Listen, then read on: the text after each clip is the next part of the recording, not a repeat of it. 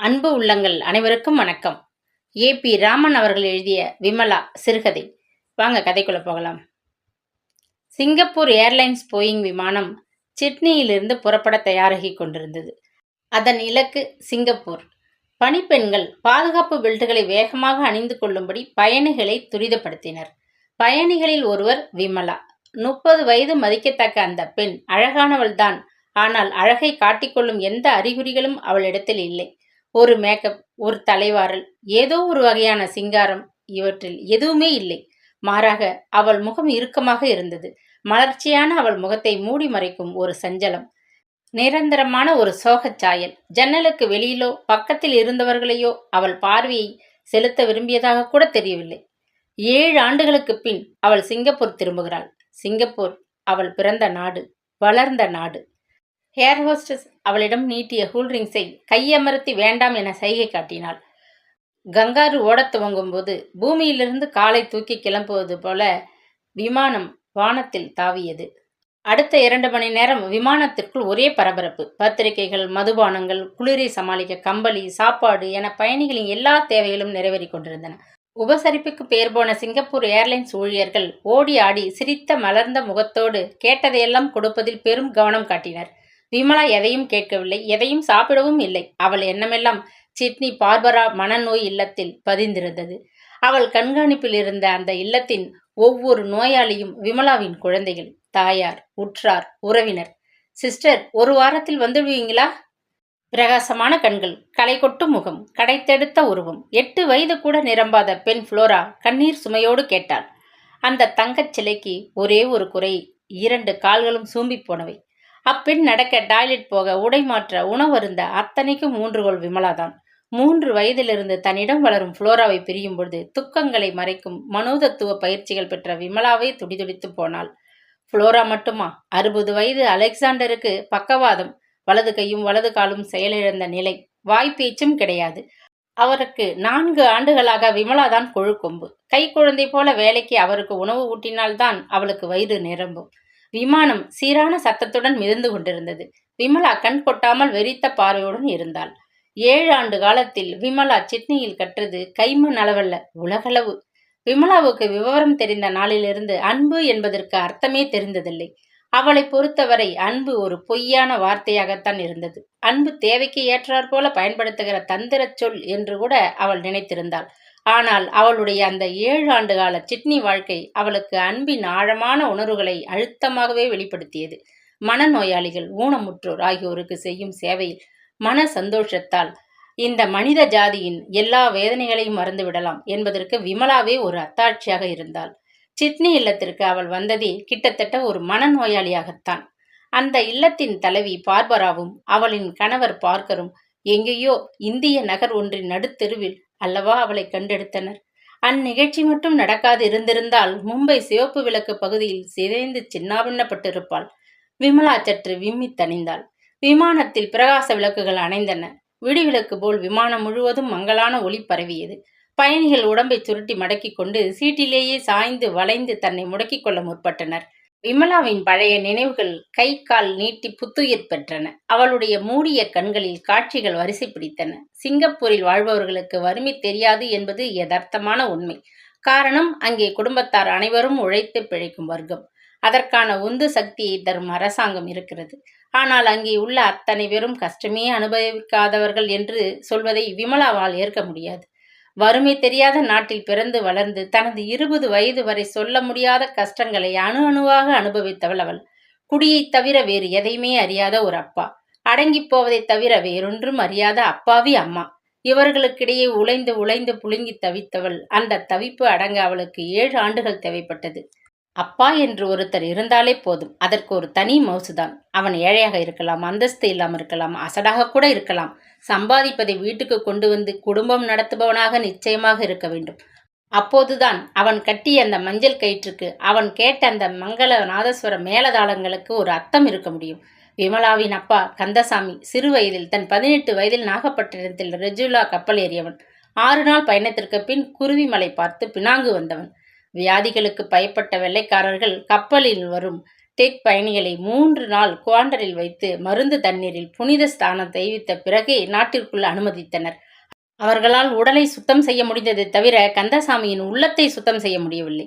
சிங்கப்பூரில் நகர சுத்தி தொழிலாளியாக தினசரி சம்பள ஊழியனாக வேலைக்கு அமர்த்தப்பட்ட அவன் அடுத்த 5-6 ஆண்டுகளில் குடிக்கு அடிமையானதுதான் வயதான ஒரு சிங்கப்பூர் பிரஜையின் வாழ்க்கையை எதிர்காலத்தில் தடம் புரளச் செய்தது.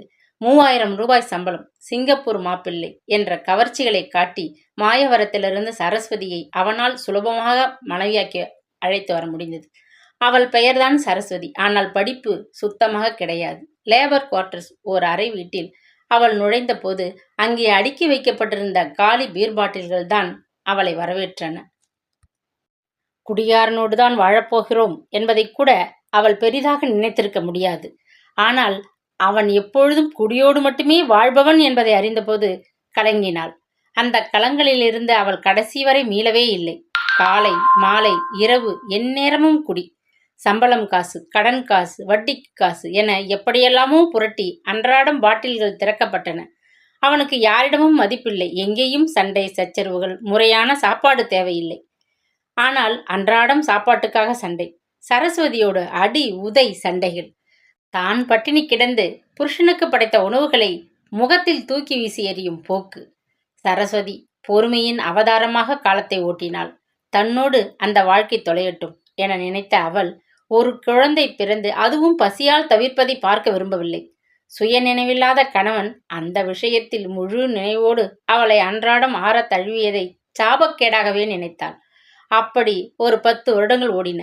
ஒரு காலகட்டத்தில் குடிகார அப்பனுக்கு புத்தி சொல்ல ஒரு பிள்ளை பிறக்க மாட்டானா என்ற ஒரு ஏக்கம் அவள் நெஞ்சை உலுக்கிய போதுதான் பெண்ணாக பிறந்தாள் விமலா. கலப்படமில்லாத வறுமை வாட்டி எடுக்கும் சூழ்நிலையில்தான் விமலா ஜனித்தாள். மனைவியோடு கை குழந்தையையும் பந்தாடிய கிராதகனாக கந்தசாமி இருந்தான். செடி வைத்தவன் நீர் ஊற்றிதான் இருக்க வேண்டும். விமலா தானாகவே வளர்ந்தாள். அவளுக்கு சரியான போஷாக்கு கிடையாது. பள்ளிக்கூடத்தில் காலடி வைக்க வழி கிடையாது. அவளை நடத்தி செல்ல அப்பா இல்லை. பரிதாபப்பட்டவர்களையும் கந்தசாமி பக்கத்தில் நெருங்க விடவில்லை. விவரம் தெரிந்த வயது வந்தபோது வேதனையின் உச்சிக்கு சென்றாள் விமலா. அப்பாவின் கோர பிடியில் அம்மா சிக்கி தவிப்பதை யாராலும் காப்பாற்ற முடியாது என்பது புரிந்தது. நெடுநாளாய் மன அழுத்தம் காரணமாக சரஸ்வதி அயற்சியிலும் துவளலும் காண்கிறாள் என்பதையும் அவள் புரிந்திருந்தாள். தன்னை சுற்றி ஒரு இருள் சூழ்ந்திருப்பதையும் அது நாளுக்கு நாள் அடர்த்தியாகி கொண்டிருப்பதையும் உணர்ந்தாள். அதே நேரத்தில் பெண் குழந்தை ஒன்றை பெற்று வைத்திருக்கிறோமே என்ற பெரும் கவலை சரஸ்வதியை ஆக்கிரமித்தது. காலம் யாருக்காகவும் காத்திருக்கவில்லை. பருவம் விமலாவை பெரியவளாக்கியது. அழுக்குச் சட்டை இல்லாவிட்டாலும் ஆடம்பர உடைகள் அறவே கிடையாது. அழகான முகம், ஆர்வமூட்டும் அங்க அவயங்கள், முகத்தில் படரும் கஷ்டங்களை ஒதுக்கி தள்ளி முன்னோக்கும் ஒரு வசீகரம். ஏழைக்கு அழகில்லை என்று யார் சொல்ல முடியும்? குறுகுறுப்பு கிடையாது என்று சொல்ல யாருக்கு அதிகாரம் இருக்கிறது? விமானத்தில் பயணிகளின் நடமாட்டம் அறவே நின்றிருந்தது. விமலா சுற்றுமுற்றும் பார்வையிட்டாள். ஒரு விடாக்குடியர்கள் பணிப்பெண்ணை வேலை வாங்கி கொண்டிருந்தனர். ஆனாலும் அவர்களால் தொல்லை கிடையாது. குடிப்பது ஒரு பொழுதுபோக்கு. அதை ஒரு அளவுக்குள் வைத்துக் கொள்பவன் விவேகி. வசதி இல்லாதவன் விவேகத்தை இழக்கும்போது சரஸ்வதிகளுக்கும் விமலாக்களுக்கும் நிம்மதி கிடையாதுதான். கந்தசாமியின் ரகளைகள் குறையவில்லை. சரஸ்வதியின் அவதிகள் திகை மூட்டி போயின. வயசு பெண்ணுக்கு கல்வி கிடையாது. வயிறார சாப்பாடு இல்லை. ஆதரவுக்கு யாரிடமும் போக முடியாத சூழ்நிலை. தாயின் நெஞ்சம் பதைபதைத்தது. அப்பாவிடமிருந்து அம்மாவை காப்பாற்றியே ஆக வேண்டும் என்ற நிர்பந்தம் விமலாவுக்கு. குடும்பத் தலைவன் என்ற ஸ்தானத்திற்கு மட்டும் மதிப்பு தந்து குற்றுயிரும் கொலையுருமாக அன்றாடம் அடிபட்டு சாவதற்கு பெயர்தான் மனைவியா? தோளுக்கு உயர்ந்த மகளை தொட்டு அடிப்பவன் ஒரு தகப்பனா? இளவயது பூரிப்போடு பொங்கி பெருகி நிற்கும் விமலாவின் தோற்றம் சரஸ்வதிக்கு அச்சத்தை தந்தது. வயது வந்த மகளுக்கு முன்பாக அழுது புலம்புவதை தவிர்த்தாள். கோவில்களிலேயே காலத்தை தள்ளினாள்.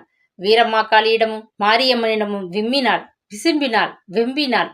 தாட்சாயினி, சிவபெருமான் உன்னை ஒதுக்கி வைத்து துன்புறுத்திய கதையெல்லாம் இருக்கிறதே, அதில் இறுதியில் நீதானே வெற்றி பெற்றாய்.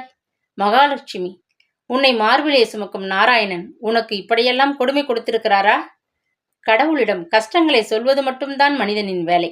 அதை நிவர்த்தி செய்வதும் செய்யாததும் அவனுடைய சித்தம். மனம் ஒரு விளக்கு. அதை தூண்டிவிட அவளுக்கு ஒரு ஆள் தேவைப்பட்டது. உலகமே அவளை பற்றி கவலைப்படாத போது நெல்சன் அவளிடம் அளவுக்கு மீறி அன்பு காட்டினான். ஃப்ரீ யூனிவர்சிட்டி வகுப்பில் படித்த நெல்சன் தினம்தோறும் தமிழ் பள்ளி முடிந்து வரும் விமலாவை சந்திப்பான். இருவரும் 10 நிமிடங்கள் நடந்துதான் பிரிவர். அவளை ஆங்கில படிப்பு படிக்க வேண்டினான். எல்லா உதவிகளையும் செய்வதாக உறுதி கூறினான். தான் காதலுக்கு உட்பட நேரிடுமோ என்ற பயம் விமலாவை பற்றி கொண்டது. காதல் என்பது ஒருவர் சம்பந்தப்பட்டதல்ல, மற்றொருவர் சம்பந்தப்பட்டது.